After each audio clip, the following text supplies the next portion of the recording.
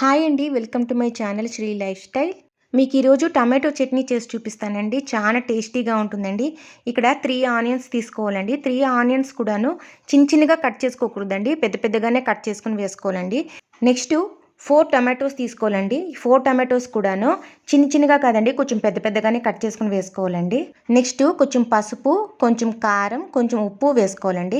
మీరు కానీ కారం ఎక్కువగా తినాలంటే ఇంకొంచెం కారం ఎక్కువగా వేసుకోవచ్చండి. ఇక్కడ నీళ్ళు వేసుకుని గ్రైండ్ చేసుకోకూడదండి, నీళ్ళు లేకుండా గ్రైండ్ చేసుకోవాలండి. ఇంత గట్టిగా ఉండాలండి. నెక్స్ట్ ఒక కడాయిలో కొంచెం ఆయిల్ ఎక్కువగానే పడుతుందండి.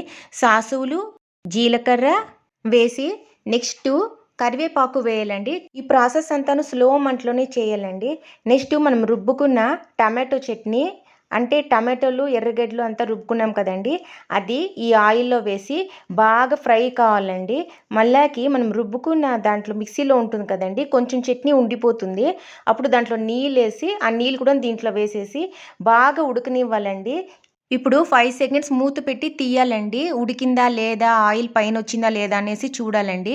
ఇంకా ఉడకలేదండి, ఎందుకంటే ఇంకా అది నీళ్ళుగానే ఉందండి. అందుకే ఇంకో 5 సెకండ్స్ మూత పెట్టి తీయాలండి.